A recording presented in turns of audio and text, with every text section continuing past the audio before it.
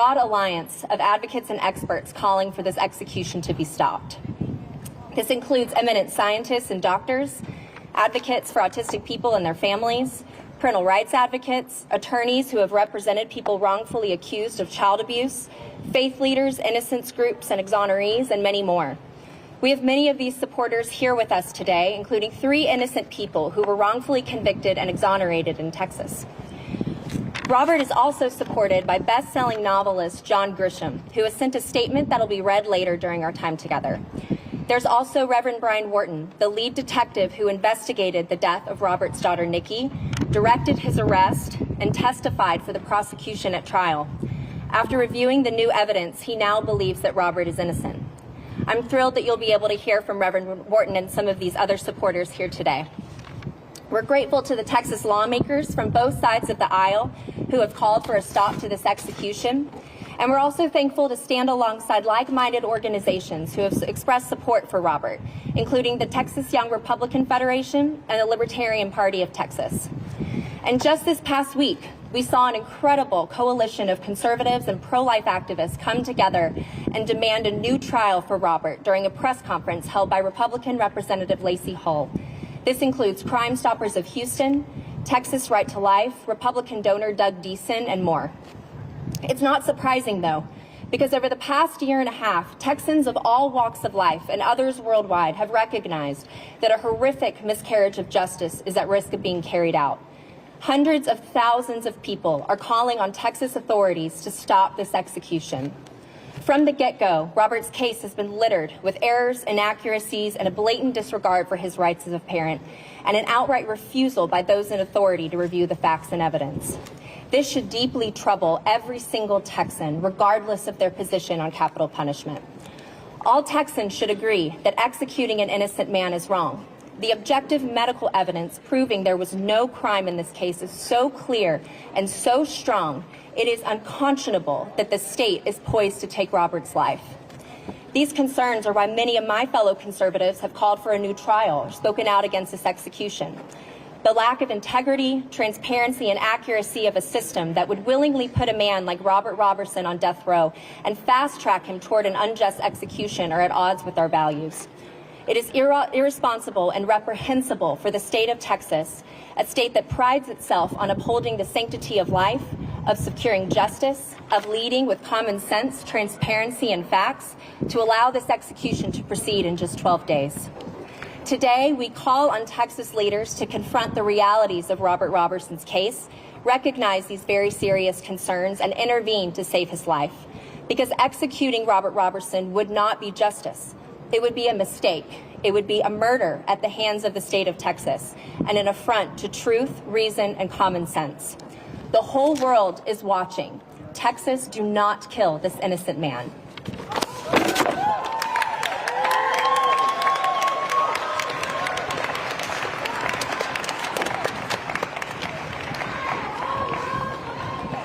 The whole world is watching.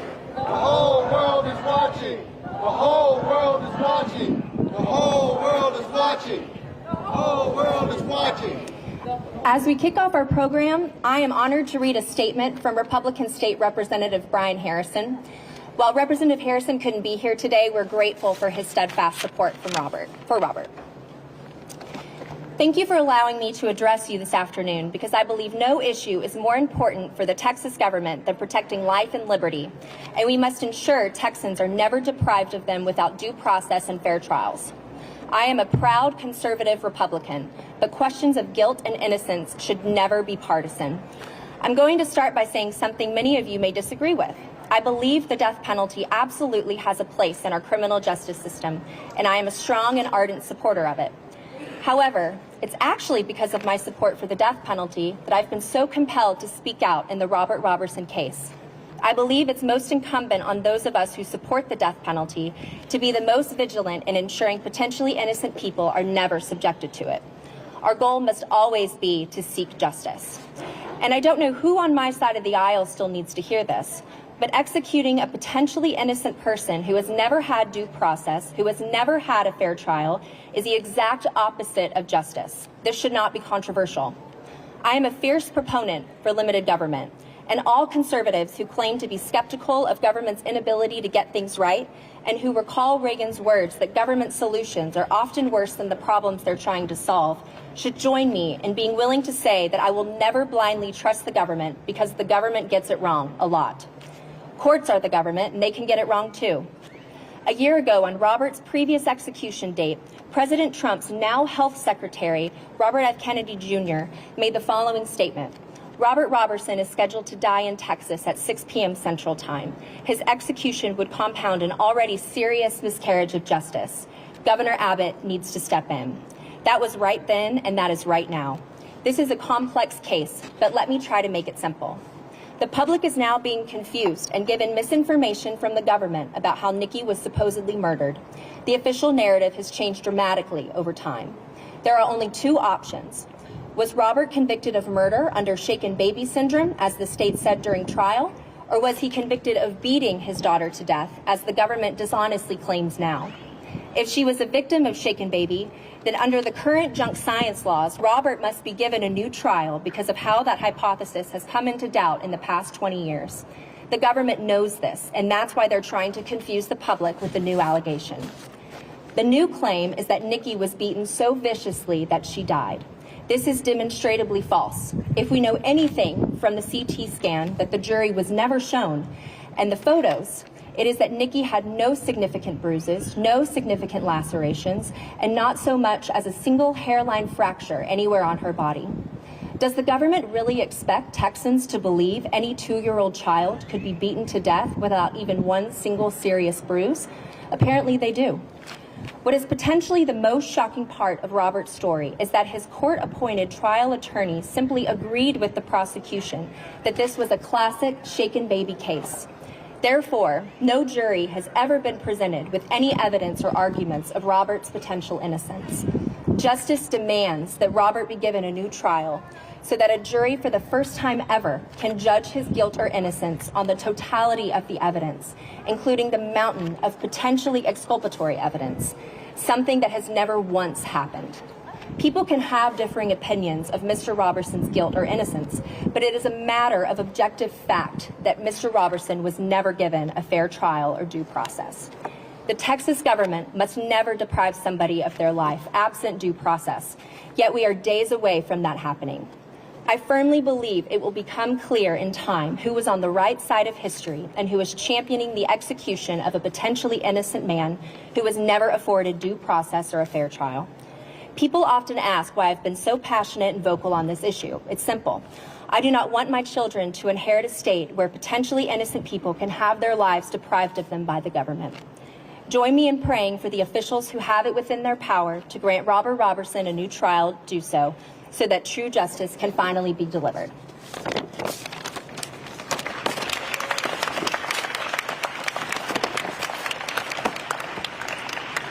Now, if you'll please welcome State Representative John Busey. Thank you so much, everyone, for being here. One, I want to thank Brian Harrison for those words. I hope you heard them. He laid out the case of why Robert deserves another look from everybody that has the ability to take that action. Brian and I couldn't be further from each other politically, but for over a year now, almost 2 years now, we have been unified in the fight for Robert Roberson. And we are joined by so many of our colleagues in that fight. Last year, before the execution, a vast majority of bipartisan groups signed a letter requesting a deeper look. I'm joined by two of our colleagues, Representative Donna Howard and Representative Lulu Flores, here on the stage with us as well. And I want to thank them for lending their voice to this cause, along with so many others in this bipartisan initiative. Again, I'm State Representative John Busey, and we are here today because Texas is about to make a horrible mistake. On October 16th, the state of Texas plans to execute Robert Roberson. Execute him even though the evidence against him has collapsed. Execute him even though the science that convicted him has been debunked. Execute him even though the jurors, experts, even the lead detective have all said that this conviction was wrong. If Texas goes through with this, it won't be justice. It will be an innocent man's life taken in our name. And we will not let this happen. If I want to tell you how I came to know Robert. When his attorneys came to the Capitol, they laid out a case that should disturb every Texan to their core. A trial built on junk science, a defense that failed, a system that has cared more about holding onto a conviction than closing a case than getting it right. So we got to work. We held hearings, we brought facts to light, and when we did, the truth came out. Medical experts testified that the state's theory was wrong. A juror said she never heard the full story, and the lead detective, the man who helped put Robert away, stood up and admitted mistakes were made and pleaded with the state of Texas not to execute Robert. Think about that.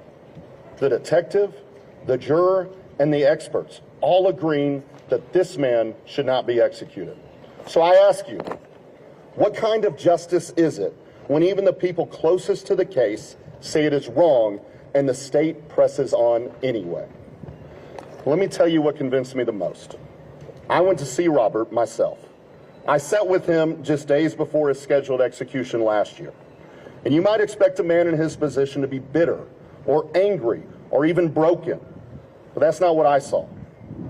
I saw hope. Hope in a man facing the unthinkable. Hope from someone who prayed with us, who told us he wanted to live not just for himself, but to help others. Robert told us he wanted to mentor young people caught up in the same system that has failed him to make sure no one else goes through what he has. As we said our goodbyes that day, Robert read us a letter from his older daughter, which said, "Have hope, Dad." This is not the spirit of a guilty man. This is the heart of a man who deserves a chance to live. I went back to death row the night Robert was set to be executed. I sat in a room with one of my colleagues, solemn and grim, and we waited, but we hoped.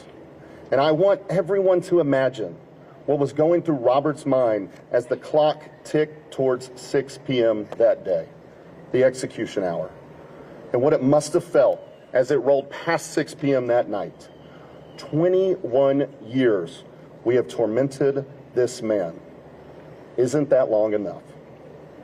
To have full faith and confidence in our justice system, we must act when it is clearly necessary to uphold fairness and common sense. And here's the truth. The governor of Texas has the power right now to stop this. There's a mountain of evidence before the courts proving that Robert is innocent, and Governor Abbott can ensure that we have time to review it by granting a 30-day reprieve right now. He does not need anyone's permission. He doesn't need to wait for the courts. He can act immediately. And Governor Abbott, you must act, because once Robert is executed, there is no turning back. Robert's daughter, Nikki, dying is an absolute tragedy, and executing a father for a crime he didn't commit is an unforgivable sin. So yes, this is about Robert, but it's about more than Robert. It's about what kind of state do we want to be? Do we value truth over finality? Do we value justice over vengeance? Do we value protecting innocent life or protecting broken convictions? Robert's life is in our hands, and the whole world is watching to see what Texas does next. So let us stand together, let us raise our voices, and let us send this message loud and clear. Texas, don't kill this innocent man. Thank you for being here.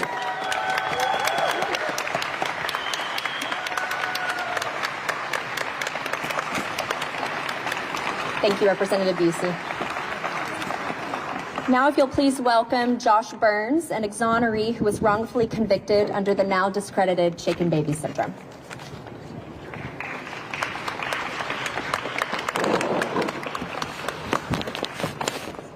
Thank you, everybody, for being here today and coming out under this hot sun. We appreciate all of you. My name is Josh Burns. 10 years ago, I was convicted of a crime I didn't commit in the state of Michigan. After my 2-month-old daughter fell ill, my wife and I found ourselves face to face with a child abuse pediatrician who called Child Protective Services on us and accused us of shaken baby syndrome. Our daughter was taken from us and put into foster care with strangers, and we were in the battle to prove our innocence and retain our parental rights. Since I was the last one alone with our daughter before she got sick, I was charged criminally with child abuse. My wife was allowed 3 one-hour visits a week with our daughter, and I wasn't allowed to see her at all. After 7 months of civil court proceedings, my wife was able to get our daughter home. But that same day, I was forced to pack all my things and given 1 hour to move out of our family home, since I was charged criminally and still facing a criminal trial. I was eventually convicted. I served 1 year in prison and lost the first 2 years with my daughter. Finally, last year, after a 10-year battle fighting for my innocence, I was exonerated and declared innocent thanks to the tireless work of the University of Michigan Innocence Clinic and the Michigan Attorney General's Conviction Integrity Unit. So 3 years ago, my family relocated to Texas. Our belief was that Texas cherishes liberty, parental rights, and evidence-based science. But then I learned about Robert Roberson, who is a father on Texas death row and now scheduled to be executed in less than 2 weeks under the same scientifically unsound shaken baby syndrome hypothesis that has caused my family so much harm. It is so hard to overstate the nightmare of not only having a gravely ill child, but being wrongfully accused of harming that person that you love the most. We cannot allow Robert to be executed. Robert's daughter, Nikki, was a very sick child, and he sought medical care for her many times. Finally, like me, Robert found himself face to face with a child abuse pediatrician. In fact, there is a man here today in this crowd who came face to face with the same child abuse pediatrician from Robert's case. My friend Andrew Rourke was wrongfully convicted of shaken baby syndrome. He spent 13 years in prison here in Texas. Andrew and I had the pleasure of meeting last year at the Innocence Network conference. And we were able to cross that stage together as first-year exonerees. We were actually exonerated the same week last November within 3 days of each other. Andrew has become a dear friend, and I'm so grateful that he and his wife, Kelly, are here with us today. Andrew, can you raise your hand so we can acknowledge you in the crowd? Andrew Rourke.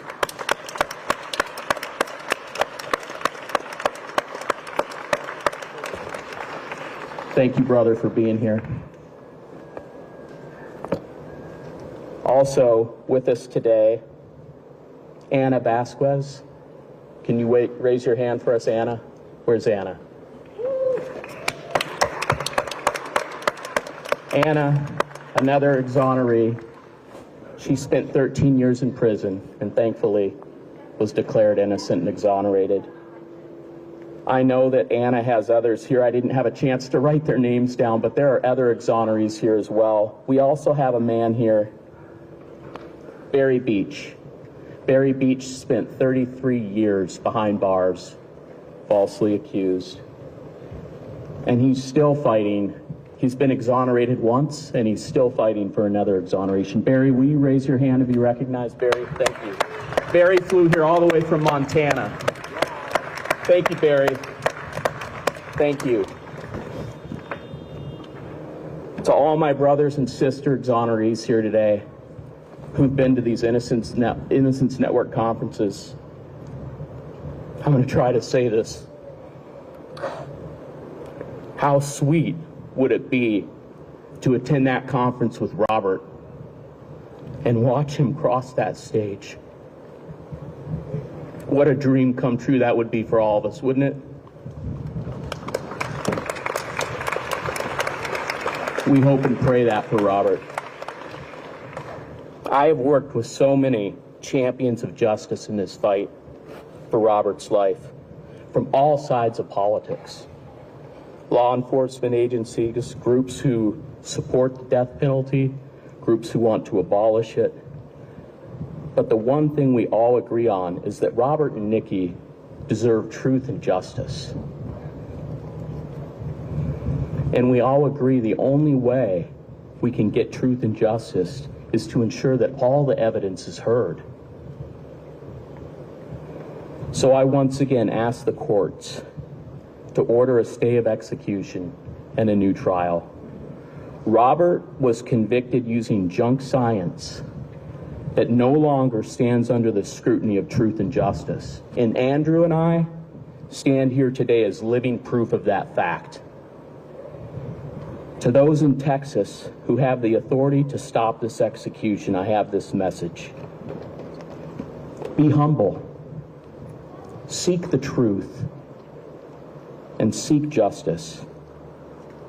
We cannot undo a wrongful execution, but we can undo a wrongful conviction.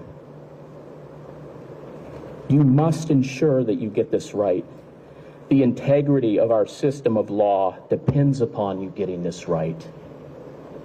Our founding fathers spent an amazing amount of time on our Bill of Rights to make sure that liberty and justice prevail. So please stop this execution. Texas is watching.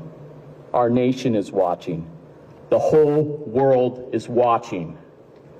The whole world is watching. The whole world is watching. The whole world is watching. May truth win the day, and may liberty and justice prevail. Real quick, my daughter Naomi is 11, and she's autistic like Robert, and she knows a little bit about this case, not all the details, but she knows about Robert and she knows about Nikki. And she came to me and said, "Dad, how can I help Robert and Nikki?" And she said, "I'm going to make bracelets for them. I'm going to pick some colors that I think Nikki would love and some colors that I think Robert would love." And this little girl, just an amazing heart, she made these bracelets. I have some today. I don't have enough, but I have some. And she wants me to pass them out. So come see me if you want one of these.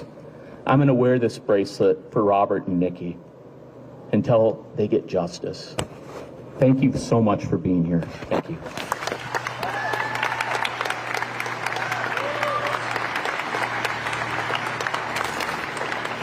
Thank you, Josh. Please welcome Jackie Benestante, Executive Director of the Autism Society of Texas.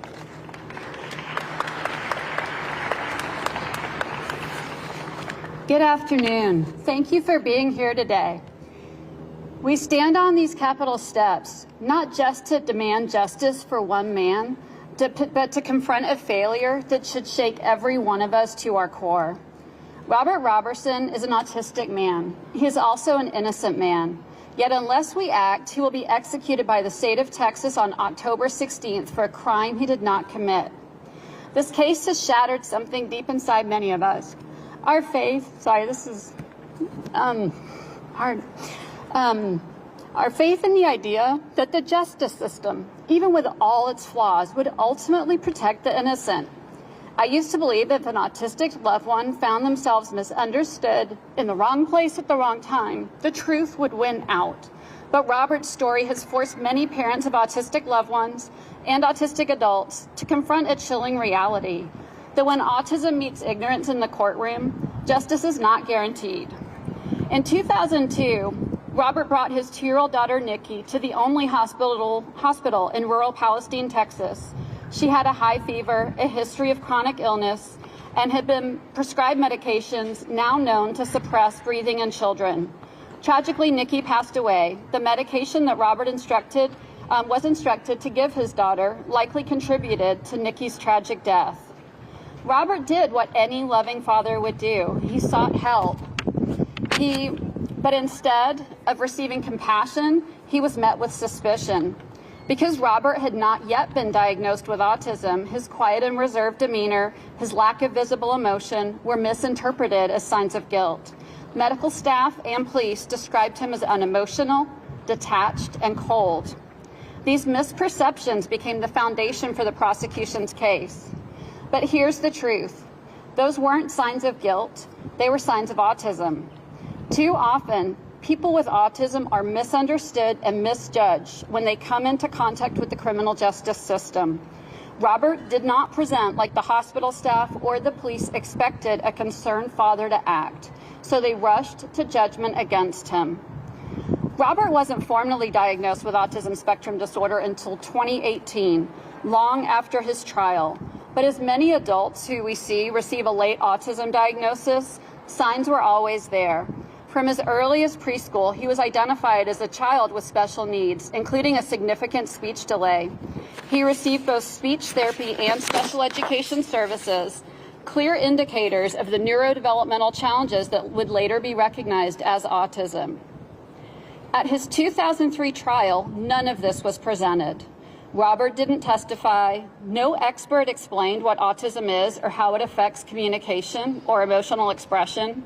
The jury never heard that his outwardly calm appearance was not indifference. It was due to his autism. They didn't know that his body language, his posture, his lack of eye contact, so easily misjudged by observers, masked deep distress and heartbreak.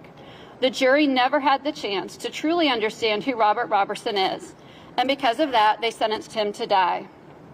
This case is more than a tragic error. It's a warning.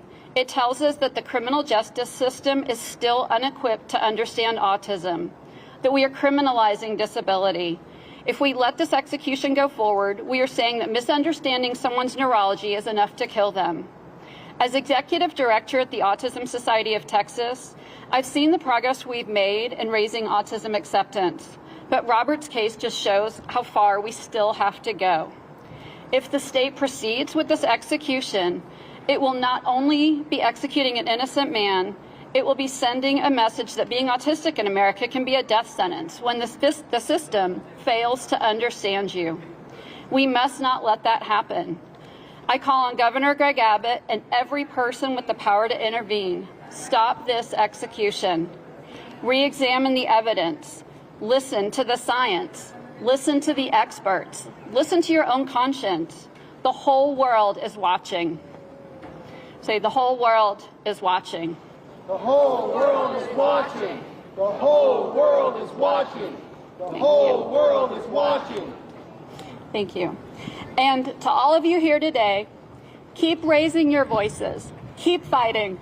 Not just for Robert Roberson, but for every innocent person, for every autistic person who deserves to live in a world where being misunderstood doesn't cost them their life. Thank you.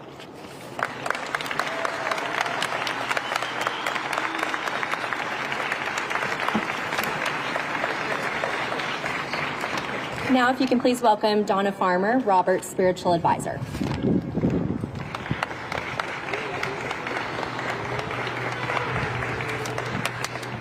See everybody getting up here with something to read, and I'm just winging it.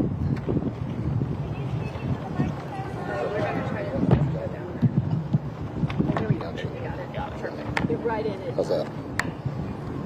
I'm here today, basically, first and foremost, because Robert's friend, Casey Brownlow, my oldest son, and Robert were peers in Palestine Middle School. When Casey saw that Robert was going to be executed, he wrote Robert a letter. Then he and his wife went on a trip, and he thought fully that when he got back to Tyler, Texas, that Robert would be gone. Instead, he had a 15-page letter from Robert. And Robert told him, "Hey, I remember you too." Casey had told him, he said, "I don't believe that the Robert I knew when we were in school did anything like what they say you did." He thanked Casey for having faith in him. He told him he remembered Casey. He told him he remembered Casey's short sister, and he called her Shorty. When we started communicating, I said, "Robert, don't call her that, she doesn't like it." Now he says she's our favorite short person. He and I have been, since Casey's letter, I said, "Can I write to him?" I started writing. We wrote and we wrote and we wrote. That's back when we had to do it all by hand. They didn't have messaging. So about once a week, he would get a letter from me, and once a week, I would get a letter from him. Then Casey went to see Robert. I said, can I go see Robert? He said, you just have to get on his visitation list. So I got on Robert's visitation list. I've been on it ever since. Robert wrote to me all the time during the last 10, 12 years of my late husband's life as he was going through dementia. I told him things about what Bob and I were going through that I didn't tell Bob's children and I didn't tell my children because they weren't pleasant. And I thought, Robert will never tell. And he never did. But he prayed for us.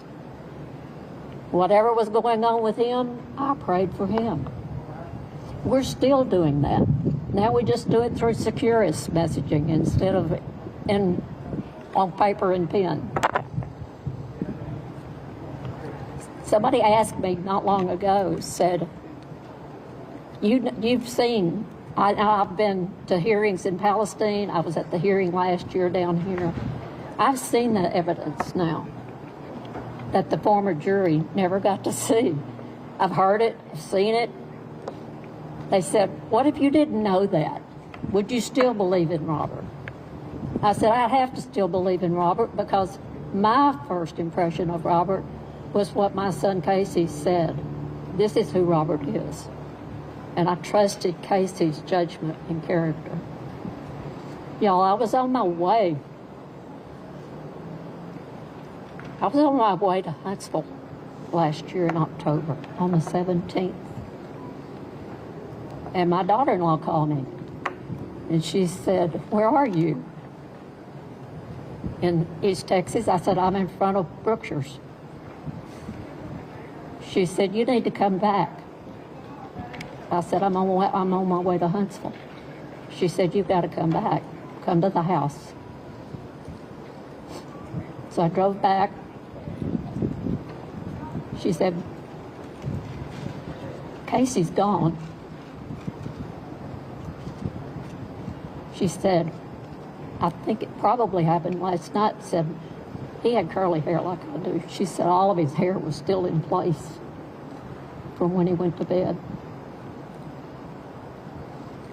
The day that Robert was supposed to be executed, he was supposed to be killed by the state of Texas. His friend, my son, died.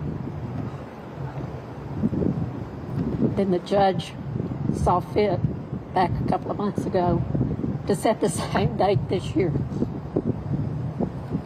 Robert prays for me, I pray for Robert. It's keep the faith. I told him last year, he said, I don't know. He said, I've got hope. I said, you keep that hope. I said, I believe in miracles. I'm praying for a miracle. When we got Republicans and Democrats across the aisle to sign, that many of you, 100 and whatever, signed together saying, we think this is a miscarriage of justice. I said, Robert, that was a miracle. We had Texas Republicans and Democrats get together for a miracle. Then we had the same thing with the committee here. The very last minute, I said, you never know how God's going to perform a miracle. It can be from the guys and women getting together and going to visit him. He said, Mama Donna, they treated me like a real person when they came to the prison. They took the cuffs off, the prison did.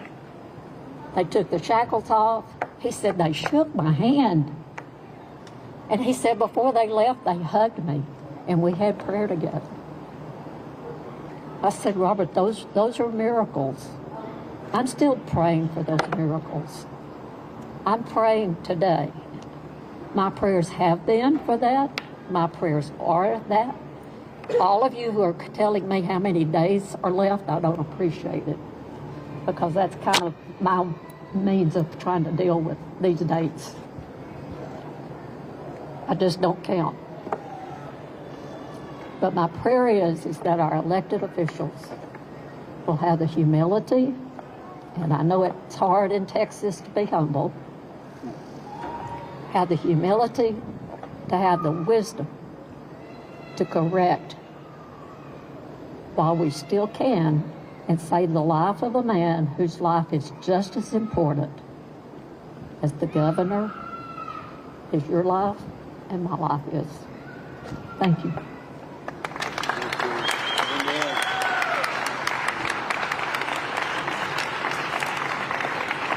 Thank you, Donna. Now please welcome Reverend Brian Wharton, United Methodist Church pastor and former assistant police chief for the Palestine Police Department.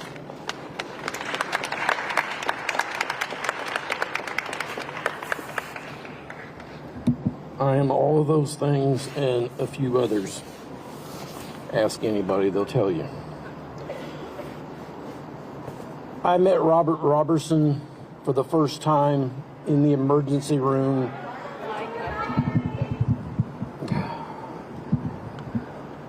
I met Robert Roberson for the first time in the emergency room at Palestine Regional Medical Center. I was a police officer. More specifically, I was the chief of detectives. The ER, as you could imagine, that evening was busy. Most of it was swirling around Nikki's bed. And everybody had a story to tell about what was going on. The nurses, the doctors, Robert, and others. And out of all those voices that we were hearing that night, we gave the least credibility to the one it turns out we should have listened the closest to. Because, you see, Robert's story was just too simple, too easy. And our perceptions of the police officers and all the rest of the experts in the room just couldn't accept that simplicity. Someone needed to be responsible for Nikki's condition. And so we all went to work. The police, the doctors, the experts, and we cobbled together a story that we felt like, as professionals and experts, made sense. It fit our perceptions. It fit our understandings. It fit the science that we have come to understand is drastically flawed. All of us who made the system came up with a story and we made it stick.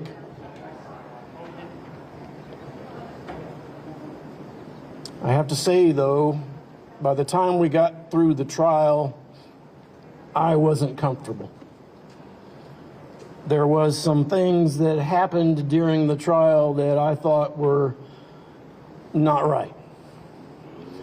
And I was never comfortable with the death penalty as an idea to begin with, but I always said, if the state wants to do this, we've got to do it perfectly. There can be no room for error in these kind of cases. And so I wasn't surprised 10 years down the road when a lawyer came knocking at my door. I've been watching Robert. The Department of Corrections keeps a website with all the death penalty cases on it, and I was watching it, and I assumed that as long as his name was still on the list, as long as I could still see him, he was alive, and there was an attorney trying to get him some relief, someone advocating for Robert. And surely those errors that I could see in the trial was sufficient for some sort of relief. And it didn't come. But his attorney did.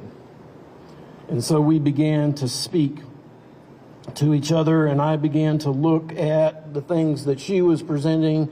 She affirmed for me that those things that I saw in his trial that were not right were in fact not right, shouldn't have happened. But here we are, she and I, 10 years down the road, and still,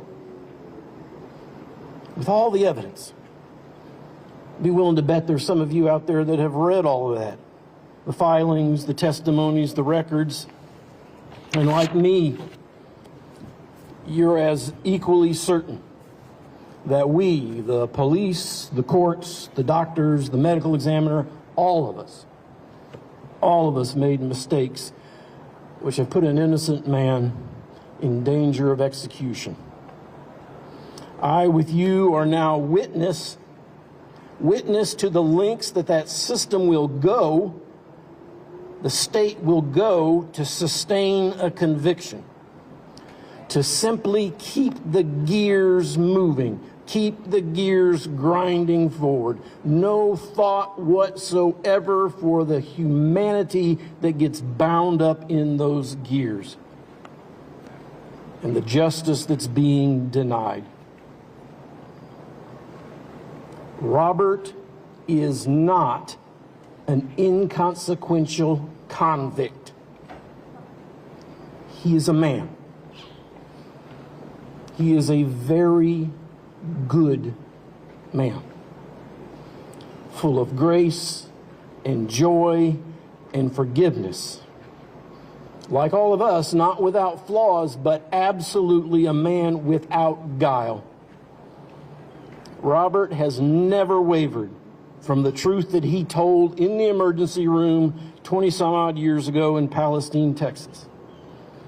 And as it turns out, despite his lack of education, despite his autism, he's the only one that got it right. There is no shame for any of us who've been involved in this system with Robert and other cases to admit our errors and to participate in the redress. However, there is shame and there will be enduring culpability for all of those who, because of pride or just indifference, participate in compelling this execution of an innocent man.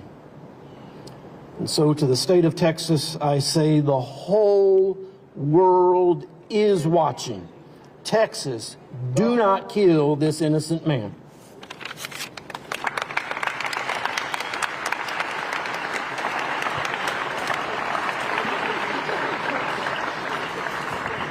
Thank you, Reverend Wharton.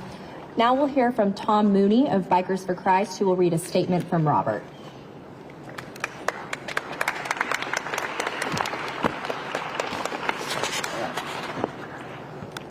Yes, the first time I met Robert was at Texas Death Row. I had the opportunity and privilege to go to the clemency unit and then go into death row and actually meet Robert. That's been a blessing. And I know ever since then I consider him to be my friend. We had a conversation there in his jail cell. And like these people have said, it doesn't take long to get to know Robert. He's such a good, honest, simple man. And I say that in the best way. It's my honor and privilege this afternoon to read to you a statement composed and written by Robert. Let's can you hold this at the same time, or I'll hold it for you. There you go. Okay, I got it. Okay, it's very hot. Okay. Robert starts out saying, "Our Father who is in heaven, hallowed be your name. Your kingdom come, and your will be done on earth as it is in heaven. And give us this day our daily bread, and forgive us our debts, as we also have forgiven our debtors. And do not lead us into temptation, but deliver us from evil. For yours is the kingdom, and the power, and the glory, forever. Amen."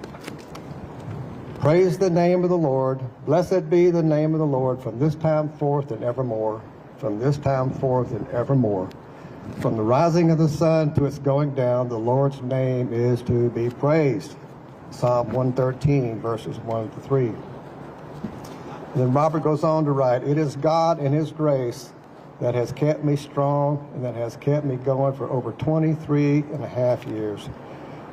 Through all I have gone through and struggled with, to stay strong, to keep hope alive, and to continue to be fighting for my actual innocence to be proven and confirmed. for God to bring me back out of here, for my wife, my kids, friends, family, and loved ones. I have kept my hope alive that God will make all of this thing go right and bring me back home one day. I have kept that hope alive with Almighty God's helping hand. And to my wife, Manuela, all my family, friends, Reverend Brian Wharton, attorneys, my defense team, legislators, and the many others who support me from all over the world, all of those standing with me for all these many years, I want you to know that I'm very, very grateful and honored and blessed. I'm proud and thankful, so very happy to have you all in my life. I want you all to know that you are all a great, big, big blessing to me, and you will always be. I couldn't have made it without each and every one of you being there for me and standing by me. They fight against you, but they shall not prevail against you. For I am with you, says the Lord, to deliver you. Jeremiah 1, verse 19.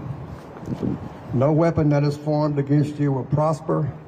Every tongue that accuses you in judgment, you will condemn. And this is the heritage of the saints of the Lord, and their vindication is from me, declares the Lord.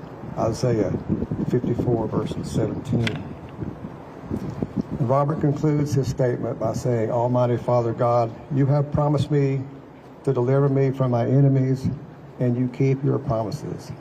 We praise you for the works you have done, the works you are doing, and the works you will do. And thank you for fighting for me. Thank you for being near me. In Christ Jesus' mighty name I pray. Amen. Amen.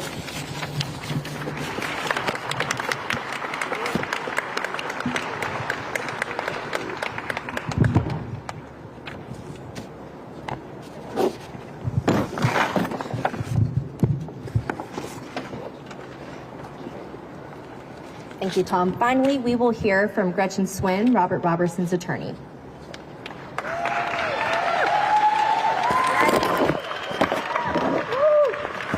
Thank you. I thank you for braving the really brutal sun that is bearing down on us right now, but it's a perfect metaphor for what we need. We need the sunlight. We need noise. Reason, judicial process has failed us, has failed Robert. And I'm going to talk about two things. I'm going to talk about some rage I have, and I'm going to talk about some hope. The rage I have is reunited every time I go back and read some of that trial transcript that led to Robert's conviction. I'm going to take issue with one thing that my dear friend Brian Wharton said. He said, it was really so simple and we made it complicated. But what he doesn't know, because he wasn't in the courtroom, is that the lead prosecutor stood up and told the jury, this is a simple case, over and over again, simple case. That man is evil. He did all these horrible things. Convict him. And the horrible things, the proof of the horrible things was A, this shaken baby syndrome diagnosis that has since been discredited, and wild speculation by people that presume this man guilty based on his disabilities. He was an impaired but devoted father who had fought for custody of his daughter. I wanted you to ask each other, how many men you know volunteer for a paternity test? That's what Robert did. And Robert started advocating to be in his daughter's life before she was even born. He fought for this. He wanted to turn his life around. And the way he's conveyed it to me over the years is that Nikki was an angel sent to him to get himself straightened out. He fought for her, and he won custody a few months before her death. What he hadn't been a part of were the 2 years of her life where she was chronically ill. taken to the ER, taken to neurologists, taken to ear, throat, and nose specialists, all these problems, multiple strains of antibiotics that didn't fix the problems. She had breathing apnea when she would inexplicably collapse, cease breathing, turn blue, and have to be revived. At trial, part of that simple story that was told to the jury is, oh, these were just little kid things. Nikki had some medical conditions, but nothing serious. This is one of many lies put together to vilify a man who didn't act like a quote-unquote normal parent because he had undiagnosed autism that is evident from his earliest childhood records, if somebody had bothered to take this poor kid and get him properly assessed. But that trial enrages me because nothing in there has anything to do with the Robert I've known over the past 10 years of trying to fight against the attempts to kill him. It also boggles the mind, the due process violations, the things that were allowed for people to say and speculate without any basis in reality. But that trial was all based on shaken baby syndrome, and there were doctors willing to say, oh, if you see these symptoms, definitely that's proof that violent shaking occurred. And I'm telling you, there are still people who believe that. But they are not people keeping up with the science. The actual scientific inquiry that has rebutted this hypothesis that was thrown out there in the 1970s and has unfortunately been used to ruin a lot of families. But no one, other than Robert, is facing the prospect of execution based on this flawed scientific hypothesis. Now, the trial was one thing, but over the last 10 years, people have alluded to this. We have amassed a mountain of evidence from highly credentialed specialists explaining what was going on with Nikki, something that was never investigated. There was a shaken baby diagnosis made. She was taken off life support without Robert's knowledge or consent while he was barred from the hospital. And then an autopsy was performed hastily the next day after he'd already been arrested. That medical examiner, who still works for Dallas County in the very same job, has admitted under oath she never looked at any of Nikki's medical history. She never looked at the CT scans of her head showing no significant trauma, never looked at the toxicology report she'd ordered showing serious medications still in this child's bloodstream that had been prescribed to her that week by doctors who missed a very serious pneumonia that was ravishing her lungs. A lung disease and respiratory suppressing medications, including codeine, a narcotic given to a 2-year-old, it's no longer a mystery what happened to Nikki. It was not shaking. It was her chronic, serious health conditions that were missed by well-meaning doctors, perhaps, but it was missed. A crime didn't occur, okay? But guess what? Here's more of my rage. The people on this stage know more about that evidence than any court that has ever written about the case, than any public elected official that has been fighting for this execution, and I will name check a few of them.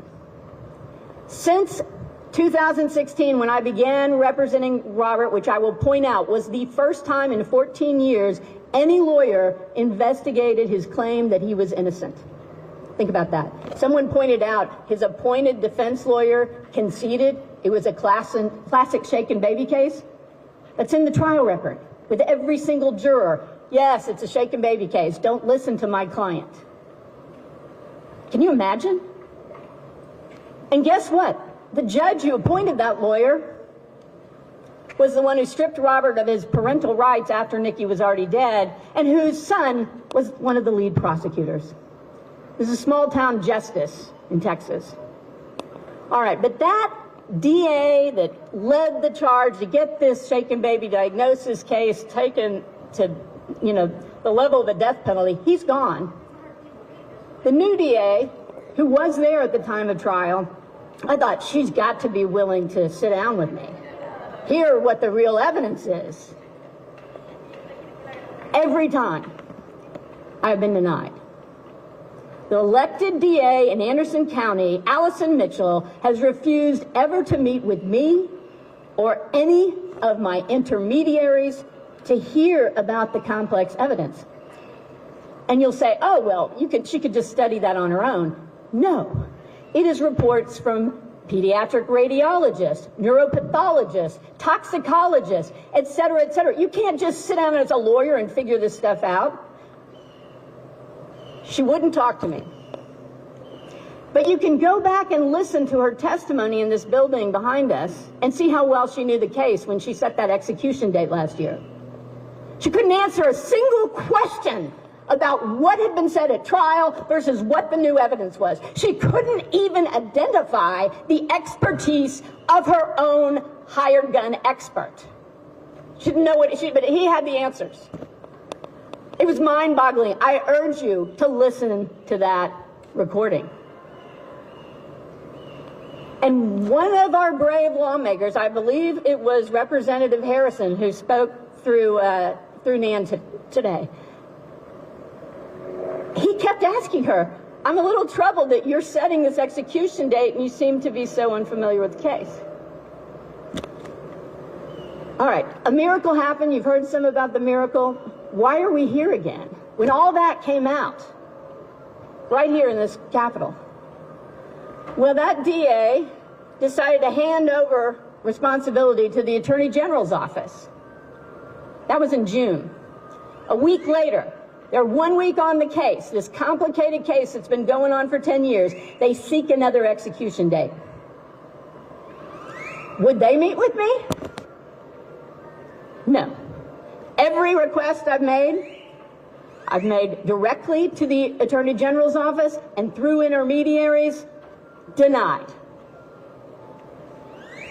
Guess what? We've also offered to meet with the medical examiner whose report from 23 years ago they keep waving around saying, here's the truth. This autopsy report has been completely debunked. And that medical examiner has admitted under oath the litany of things she never considered. But would she sit down and talk to more experienced experts who could show her what they were seeing in Nikki's lung tissue, in the blood work, the bleeding disorder, the toxicology showing these fatal levels of respiratory suppressing drugs in Nikki's system? Would she sit down with NFS? What do you think? No. All right, so I'm kind of mad. And I feel a little like a hobbit fighting against orcs, okay? Because the orcs are out there on the internet spewing garbage day in, day out, lying about Robert, lying about this case.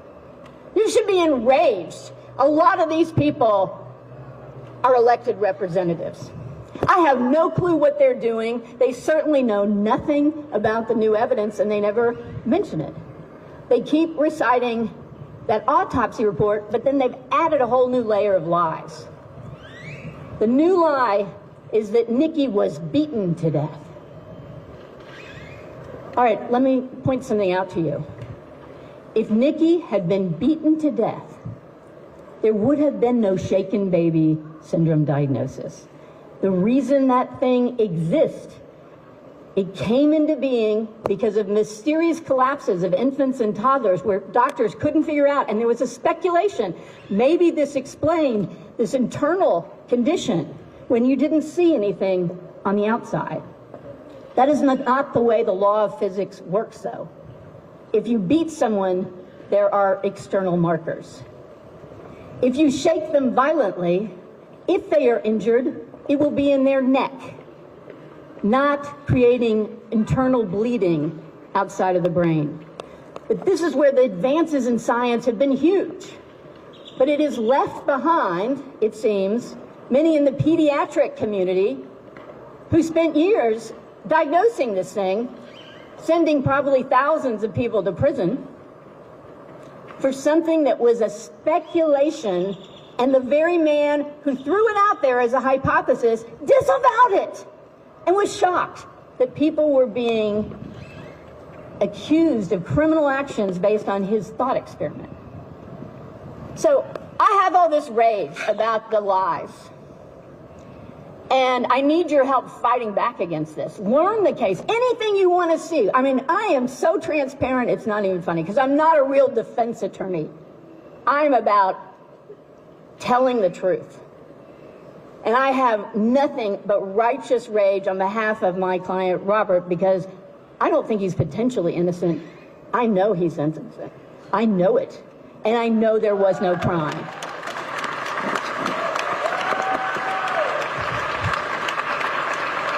And now we need some hope.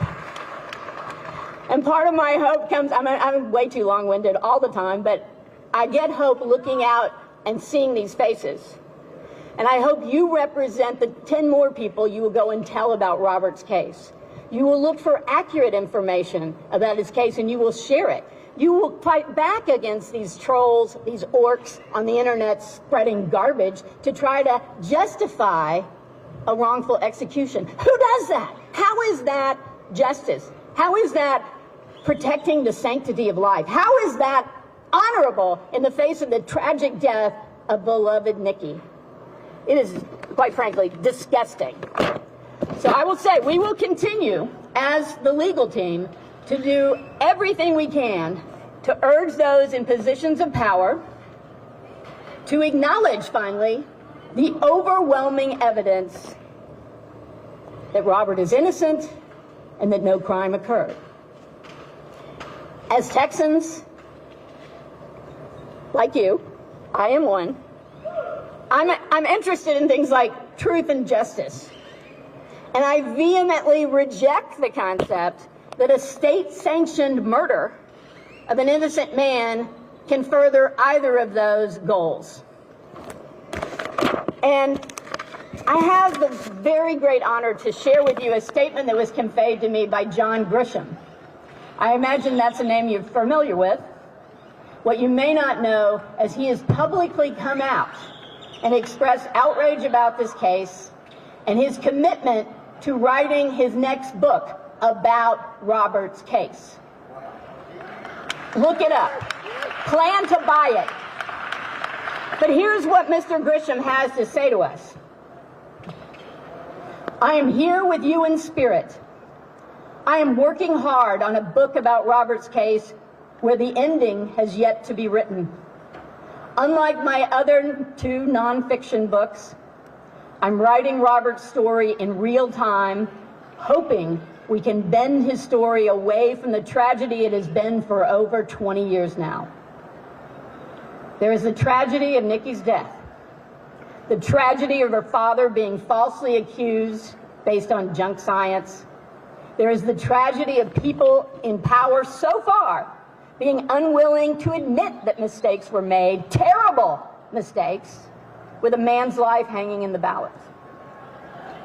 There is still time to prevent a tragic ending. My hope is that authorities in Texas with the power to act will finally reject this indefensible conviction and see that Robert gets the new trial he has sought for decades. This is Grisham, along with Gretchen, along with the whole world, is watching, Texas! Do not execute an innocent man, please!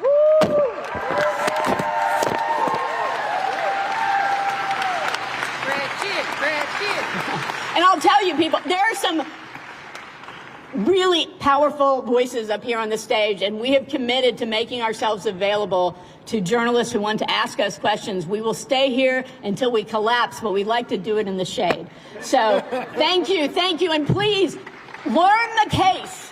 Fight back.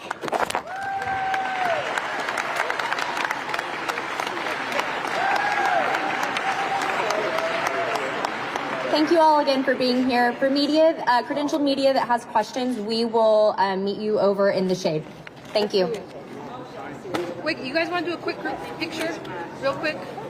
Let's do it right up here. Gretchen, let's do a group shot. And Barbara, Donald. Would love to get a quick photo of all the Yeah. speakers. Okay. Oh, do you want us up there or not? Yeah. I think it's good. And with it. If you want to. Okay, we're getting Gretchen. We're gonna get a group picture. Right. Do you want us next? Where should we be? Yeah. Like around the podium or? No, we can start from here. Brian, you want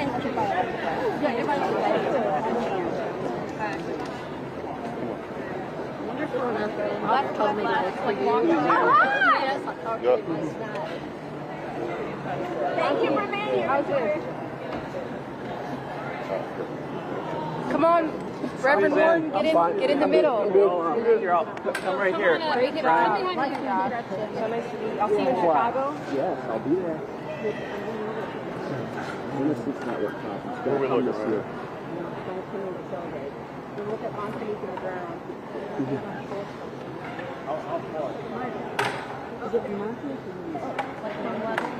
Well, we don't know.